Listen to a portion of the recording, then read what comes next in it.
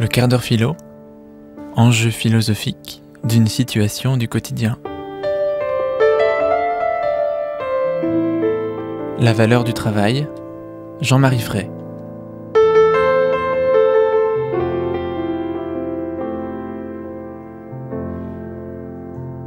Alors, un travailleur agit, le travailleur est actif, toujours. Il n'y a pas de travail qui ne soit d'une manière ou d'une autre une activité. Mais toute activité est-elle un travail ? Travailler, c'est toujours modifier quelque chose. Si je travaille, je transforme toujours quelque chose. Mais est-ce que ça suffit à dire ce qu'est un travail ? Rien n'est moins sûr, puisque si je considère un phénomène naturel comme celui de la communication de la chaleur en provenance du soleil vers la Terre, le soleil produit bien quelque chose, produit de la chaleur, et cette chaleur produit elle-même quelque chose, elle modifie quelque chose à la surface de la Terre. Et pourtant, dira-t-on que le soleil travaille ? On peut peut-être le dire, mais ce serait un abus de langage. Donc, si je veux penser le travail, je ne peux pas me contenter de penser l'idée d'une activité qui modifie. Il faut qu'il y ait quelque chose de plus. Alors peut-être que le travail est une activité qui modifie le donné en vue de la satisfaction d'un besoin. Si je dis ça, je dis plus. Parce que le soleil qui produit de la chaleur ne cherche pas à satisfaire un quelconque besoin. Oui, mais à ce moment-là, l'animal, lui, quand il transforme les données, qu'il produit quelque chose, il satisfait un besoin. Peut-être qu'il travaille, on peut le dire. On peut le dire. Mais ce travail, s'il s'agit d'un travail, est-il de même nature que le travail humain ? Est-ce qu'il ne se joue pas dans l'activité même du travail quelque chose de très singulier, de très profondément humain ? Alors, je vais vous proposer là quelques éléments de réflexion qui permettent peut-être d'affronter cette question et qui, au passage, permettent de s'interroger sur la valeur du travail. Premier élément de réflexion. Lorsque un travailleur transforme le donné, il ne le transforme pas à partir de rien et sans mettre en œuvre aucun moyen. Lorsque le paysan travaille la terre, par exemple, il met en œuvre des outils. Et ces outils produisent une transformation en vue peut-être de satisfaire un besoin, mais cette transformation, par l'intermédiaire de l'outil, est une transformation qui n'est pas possible sans une représentation. Il faut que notre travailleur se représente les moyens à mettre en œuvre et la fin qu'il poursuit pour produire l'effet attendu. Autrement dit, le travail ici n'est pas simplement une activité de transformation, c'est une activité de transformation consciente par l'intermédiaire d'outils. Pas de conscience, pas d'outils, pas de conscience, pas d'outils, pas de travail. Donc le travail, ici, apparaît dans sa réalité singulièrement humaine, très profondément humaine. Ce qui est intéressant, c'est que, du coup, la forme produite, dans la mesure où elle suppose l'intervention de l'outil, qui lui-même révèle la présence au monde d'une conscience, qui vise une fin, qui met en œuvre des moyens. La forme produite devient la révélation d'une conscience. Elle dit quelque chose de la conscience dont elle émane, puisqu'elle provient de cette conscience. De sorte que celui qui travaille, en transformant le donné, produit une forme dans laquelle il peut se reconnaître. D'une certaine manière, il se voit, lui, hors de lui. Et l'autre qui perçoit cette forme ne perçoit pas simplement une forme appartenant à la nature, mais il perçoit une forme qui provient d'une autre conscience. Donc le travail produit des formes dans lesquelles je suis susceptible de me reconnaître et d'être reconnu. Bien. Alors quand on a dit ça, on est content. On a une définition du travail qui, semble-t-il, éclaire assez bien la nature de l'objet en question. Oui, mais il s'est produit un grand bouleversement. Ce grand bouleversement, c'est l'invention de la machine. Lorsque les machines remplacent l'outil, la machine autoproduit les formes. Une machine, ça n'est rien d'autre qu'un ensemble de mécanismes. Un ensemble de mécanismes capables d'auto-activité. Donc une machine produit des formes mécanisées. Alors évidemment, comme les premières machines qui ont été inventées n'étaient pas capables de tout faire, il a fallu que des êtres humains compensent les manques de la machine. On comprend là l'invention du taylorisme, quoi. Il a bien fallu que quelqu'un fasse ce que la machine ne peut pas encore faire. Et du coup, le travailleur n'est plus que le supplétif d'une machine qui autoproduit des formes. Et lui-même se soumet à la machine. Son activité est mécanisée. Mais alors la forme produite, lorsqu'elle est produite, elle est autoproduite d'une certaine manière par un monde mécanique, de sorte que cette forme ne manifeste plus une conscience, ne manifeste plus une subjectivité. La valeur du travail s'en trouve très profondément modifiée. En tout cas, il perd sa signification métaphysique, là. Alors, il garde une signification sociale, parce qu'il faut bien travailler pour vivre. Et puis, dans un monde où le chômage est présent, chacun sait bien que le travail est une exigence sociale. On peut aussi prêter au travail une valeur morale et considérer que l'oisiveté étant la mère de tous les vices, le travail est une vertu, et qu'il convient que chacun ait un travail pour trouver sa place dans la société et éviter l'oisiveté.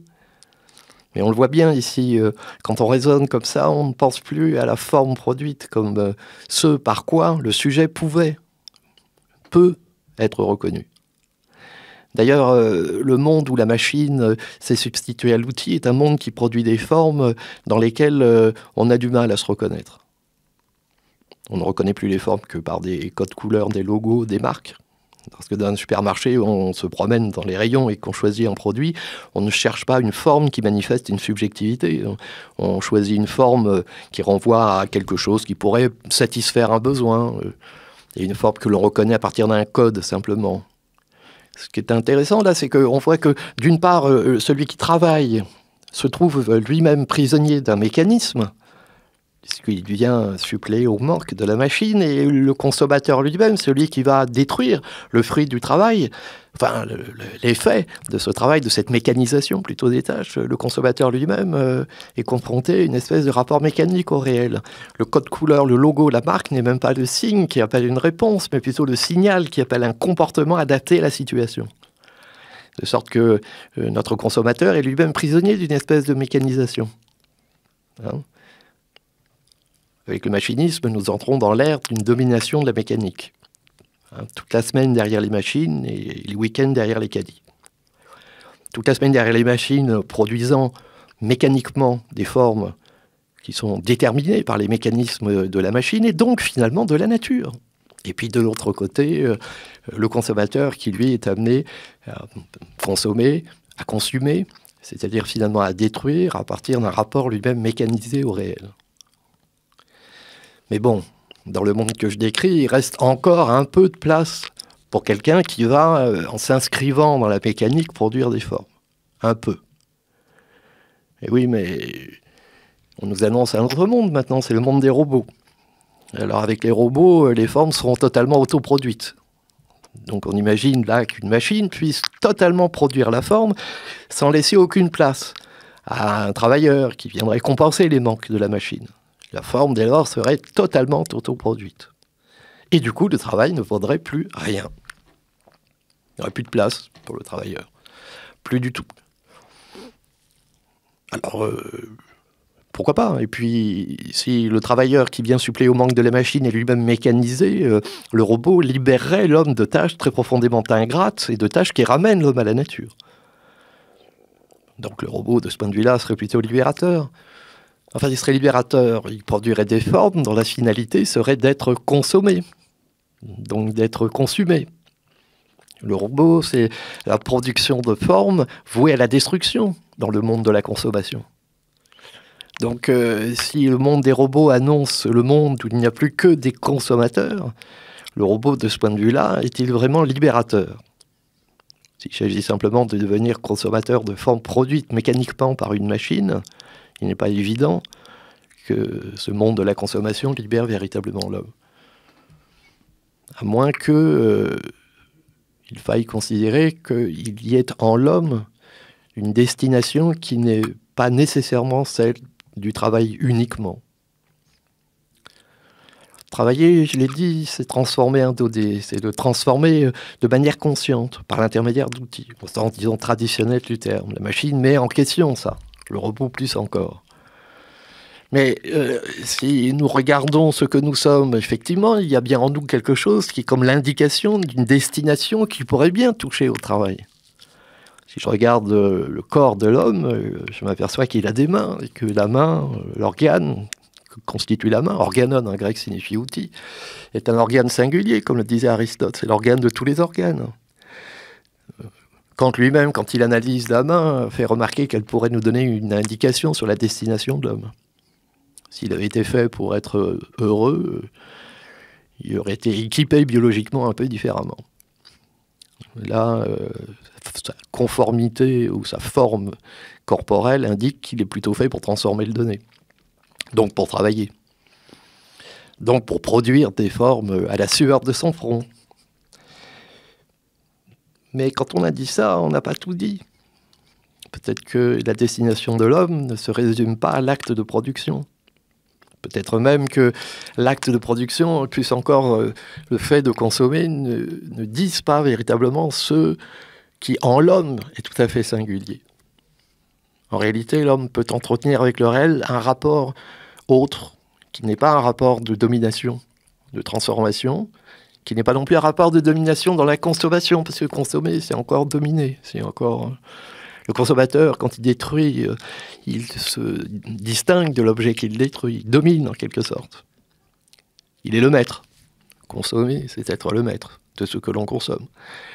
Détruire, c'est se poser comme n'étant pas ce que l'on détruit.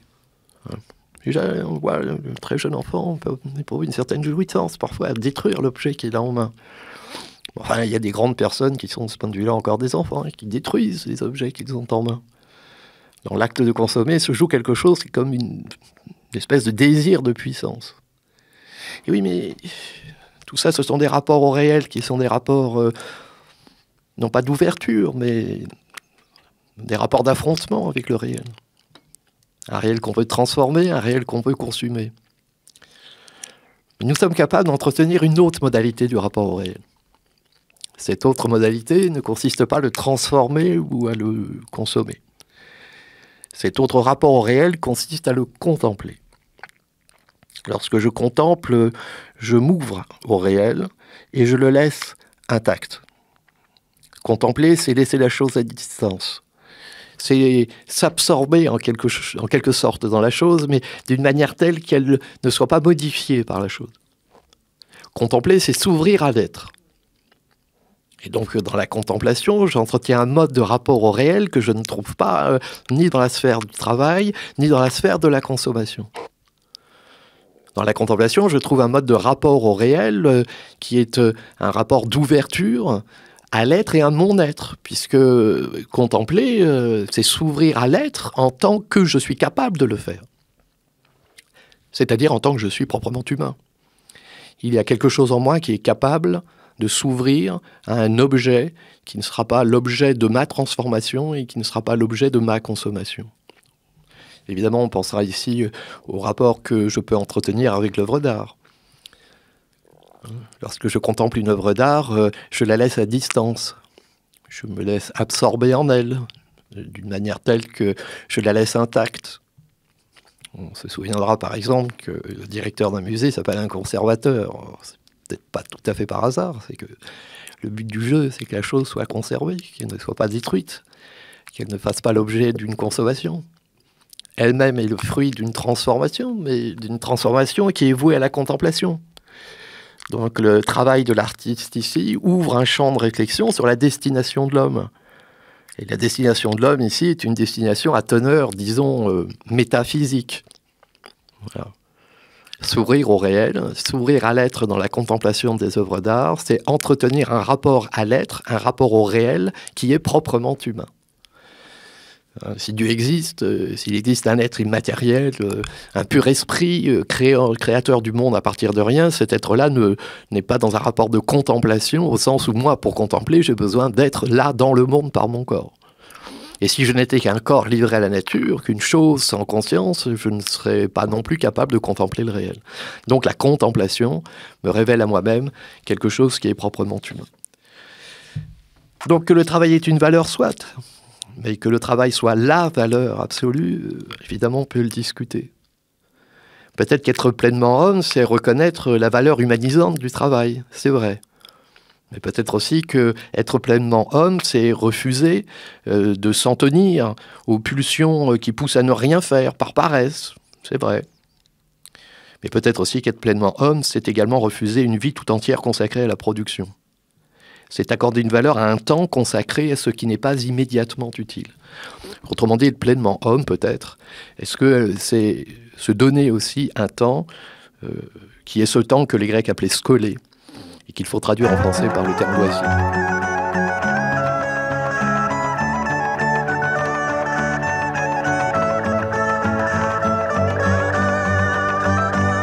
quart d'heure philo sur Jet FM par l'association Philosophia, tous les premiers et troisièmes mercredis du mois à 18h45, rediffusion les deuxièmes et quatrièmes vendredis.